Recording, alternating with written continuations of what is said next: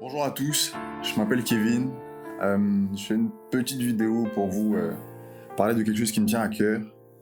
Euh, voilà, il y a pas mal de personnes qui se posent des questions sur moi aujourd'hui, sur les changements qu'il y a eu dans ma vie récemment. Les gens qui me connaissent en tout cas, qui ont vu qui j'étais avant et qui voient les changements qu'il y a eu aujourd'hui. Ils se posent pas mal de questions, ils sont intrigués parce qu'ils se demandent comment ça se fait qu'aujourd'hui je parle autant de Dieu, de Jésus, alors que c'était pas le cas il y a encore pas très longtemps.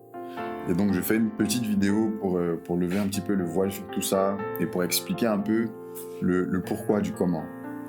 Donc avant de commencer, je veux quand même préciser que je suis pas un gourou, je suis pas un illuminé, je suis pas un pasteur. Peut-être qu'un jour je le serai, on sait pas, mais pour le moment c'est pas le cas. Tout ça pour dire que je suis pas là pour juger qui que ce soit. Je suis pas là pour m'ériger en donneur de leçons. Je suis pas non plus là pour me faire passer pour quelqu'un qui est mieux que qui que ce soit. Je suis simplement là pour raconter mon histoire, pour parler de quelque chose que j'ai vécu avec le Seigneur et pour que ça touche les gens, tout simplement. Donc, pour ceux qui ne me connaissent pas, comme je disais au début de la vidéo, je m'appelle Kevin, j'ai 29 ans. Jusqu'à il y a pas très longtemps, j'étais un gars normal. J'étais un gars très différent de ce que je suis aujourd'hui, en tout cas. Faut savoir que j'ai grandi dans une famille chrétienne. Mes parents sont des personnes qui prient beaucoup, donc j'ai été élevé un peu avec cette culture chrétienne-là. Mais moi, par souci de vivre ma vie de jeune, j'ai jamais vraiment adhéré à ça. J'ai toujours fait les choses que je voulais. J'étais un jeune qui sortait énormément, qui buvait tout le temps, qui était tout le temps en boîte de nuit, dans des soirées, tout le temps en train de fumer. Je fumais énormément, je buvais beaucoup. Et pour couronner le tout, j'étais un grand coureur de jupons aussi. Donc voilà, j'étais pas quelqu'un de bien, j'étais pas quelqu'un de fréquentable, si on peut dire ça comme ça. Et voilà, il y a eu un changement, il s'est passé quelque chose qui a tout changé, qui a tout bouleversé. Pendant que je vivais cette vie-là, de jeune plutôt normal, il y a un jour j'ai fait un rêve. Je me suis endormi le soir. Et donc un rêve qui en apparence était tout à fait normal. J'étais en train de me balader dans la rue en pleine journée. Et puis là, je suis tombé sur une scène qui à l'époque était un peu floue dans mon esprit. La scène, c'était un enfant qui était en train de se faire violenter par la police. Donc il était en train de se faire appréhender par la police de façon violente, de façon très très très violente. Donc ça m'a choqué. Et je sais pas pourquoi, quand j'ai vu cette scène-là, ça a tout de suite été, ça retentit très fort dans mon cœur, comme quoi c'était le signe que Jésus, que le Seigneur était en train de revenir. Et quand j'ai vu cette scène-là, j'ai dit, mais Seigneur, mais c'est pas possible. Tu ne peux pas revenir maintenant. Parce qu'on est en pleine journée, les gens sont en train de vivre leur vie, ils ne s'attendent pas à ça une seule seconde, et tu peux pas me dire que tu es en train de revenir, il y a un truc qui va pas, c'est pas normal. Et donc j'étais paniqué, j'ai été pris d'une grande panique, je me suis mis à courir, à aller voir toutes les personnes que je voyais dans la rue en leur disant « Repentez-vous, repentez-vous, repentez-vous, Jésus arrive, c'est pas une blague, c'est réel, il est vraiment en train de revenir, repentez-vous, il arrive, il arrive, il arrive. » Et je me souviens que pendant que je disais ça aux gens, bien sûr, les gens me prenaient un peu pour un fou. Je me souviens qu'il y a une scène où il y a des jeunes qui me regardaient en disant « Mais il a pété les plombs, celui-là, qu'est-ce qu'il raconte ?» Et donc je disais ça aussi, je disais aux gens que c'était pas une blague parce que moi-même, si vous voulez, je ne croyais pas forcément. Comme j'ai dit au début, j'ai grandi dans une famille chrétienne, mais l'enlèvement et le fait que Jésus revienne, enlever des personnes pour repartir au ciel, je trouvais ça un peu gros. Je trouvais ça, pour moi, ça relevait un peu de la science-fiction. Je suis quelqu'un qui avait un esprit très cartésien, donc ce genre de choses-là, j'avais un peu de mal avec ça, donc je n'y croyais pas. Et le fait de le vivre m'a ouvert les yeux tout de suite, et je me suis mis à dire aux gens, écoutez, c'est réel, c'est vraiment en train d'arriver. Et donc, pendant que j'annonçais ça aux gens, je me souvenais que moi-même, j'étais pas forcément un gars clean, j'avais pas une vie qui glorifiait le Seigneur, ou bien qui était digne d'un gars bien. Et donc je me suis tout de suite mis à genoux et j'ai commencé à implorer le Seigneur, lui demandant pardon. Je disais au Seigneur, je t'en supplie, si vraiment, Seigneur, tu es en train de revenir là maintenant, pars avec moi. Pars avec moi, prends-moi avec toi, parce que je ne peux pas rester ici. Ce n'est juste pas possible. Je te demande pardon pour tout ce que j'ai fait, mais souviens-toi de moi, ne me laisse pas ici. Et donc je priais, et à un moment je levais les yeux vers le ciel, et là le ciel s'est ouvert. Le ciel s'est ouvert, il y avait un grand faisceau lumineux, une lumière vraiment très très très éblouissante, et là je comprenais que c'était le moment où Jésus est en train d'arriver, il est en train de descendre, pour venir chercher les personnes qu'il avait choisies. Et donc cette lumière-là, en fait, elle se baladait de maison en maison. Donc elle apparaissait sur une première maison. Quand la lumière allait sur la maison, il y avait une fiche qui apparaissait avec des noms de personnes. C'était les personnes qui avaient été sélectionnées par le Seigneur pour être enlevées. Donc cette lumière-là se déplaçait de maison en maison comme ça, avec des noms qui apparaissaient à chaque fois. Et je continuais de prier, je disais Seigneur, je t'en supplie, quand cette lumière-là arrivera sur ma maison, que mon nom soit sélectionné, que le nom de mes proches soit sélectionné pour qu'on soit enlevé. On ne peut pas rester ici. Je t'en supplie. C'était une scène très très effrayante parce que je ne savais pas quoi faire, je ne savais pas quoi penser. C'était en train d'arriver, je n'étais pas préparé, personne ne l'était. Et c'était très très très effrayant. Et donc pendant que je priais, toujours dans le même sens en demandant au Seigneur de me garder et de m'enlever avec lui, à un moment je me suis retrouvé dans une scène complètement différente où là il y avait des personnes qui étaient en train de monter des escaliers. Donc je me retrouvais en face d'une file de personnes qui montaient des escaliers et je comprenais que ces personnes-là étaient les personnes qui avaient été enlevées, qui avaient été sélectionnées pour être enlevées. Et donc moi, je ne savais pas trop quoi faire à ce moment-là parce que je savais que je n'avais pas une vie clean.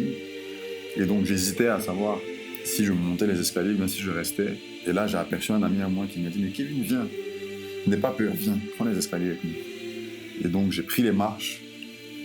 Et pendant que je montais les escaliers, j'ai aperçu ma mère et mon petit frère. Donc ce sont les deux personnes que j'ai aperçues de ma famille, mais je ne voyais pas les autres membres de ma famille. Donc mon premier réflexe était d'essayer d'alerter les autres personnes que je voyais en leur demandant s'ils avaient vu les autres membres de ma famille. Et donc il y avait des personnes sur ma droite que je voyais au loin. Et donc j'essayais de les alerter en criant, en disant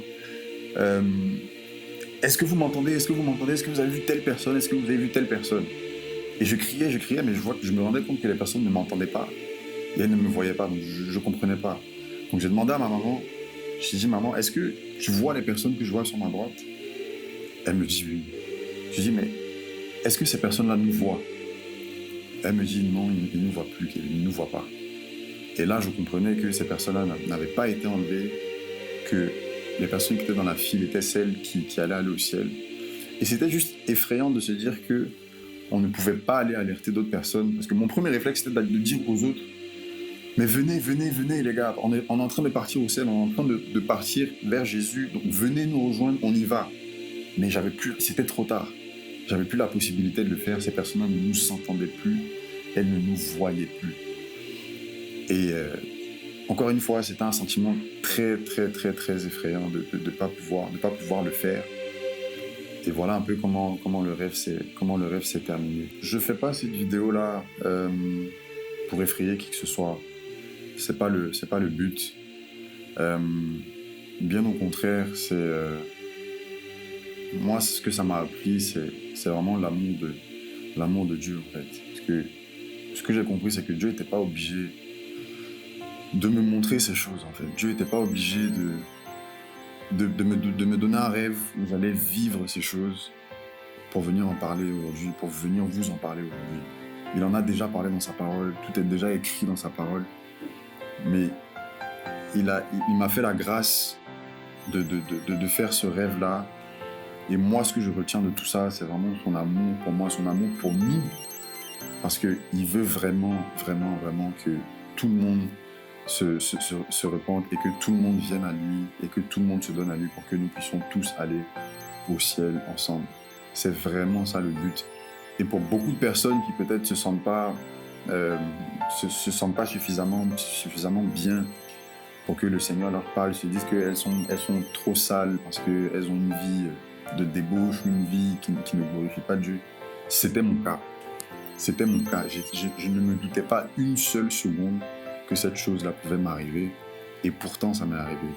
Et je t'assure que c'était la chose la plus réelle que j'ai pu vivre de toute ma vie. C'était aussi réel que moi en train de te parler maintenant dans cette vidéo-là. C'est pas une blague.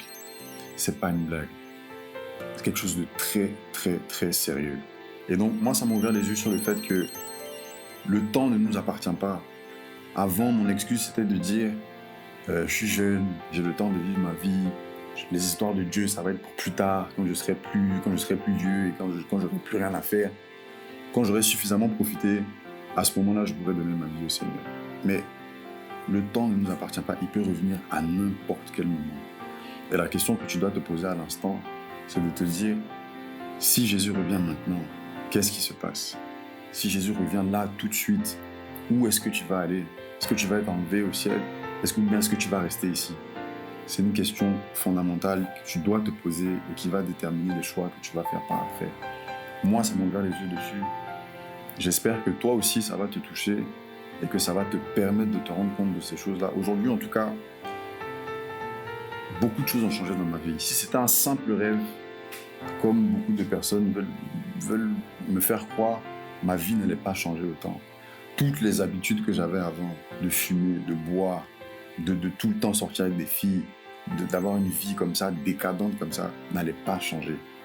Si c'était juste un rêve, toute ma vie n'allait pas changer à ce point-là en fait. C'est pour te dire que ça a été tellement réel pour moi, ça a été tellement puissant que c'est quelque chose qui s'est imposé à moi. J'ai pas eu de choix que de reconnaître que Jésus était Seigneur et qu'il fallait que je le suive à ce moment-là en fait. J'ai pas eu de choix, ça m'a ouvert les yeux de façon incroyable. Et c'est tout ça, c'est à partir de là en tout cas que tous les changements ont commencé dans ma vie. Les changements ne se sont pas faits du jour au lendemain bien sûr, mais c'est à partir de ce moment-là que j'ai décidé vraiment de donner ma vie au Seigneur, de marcher avec lui et puis de lui donner le contrôle de tout dans ma vie. Et aujourd'hui, les résultats sont là. Ceux qui me connaissent et qui voyaient ma vie d'avant aujourd'hui, ces personnes-là voient que ma vie a changé. Ils se posent des questions, mais ils voient très bien que ça a changé. Et j'espère qu'ils sont contents pour moi. En tout cas, moi, je suis plus épanoui que jamais. Jamais été aussi heureux. Et puis voilà, tout simplement, voilà ce que je voulais partager avec vous. Que Dieu vous bénisse. Que Dieu vous bénisse abondamment, vraiment. Et puis, j'espère que ce message-là va vous toucher et qui va vous amener à donner votre vie au Seigneur. Voilà. Amen.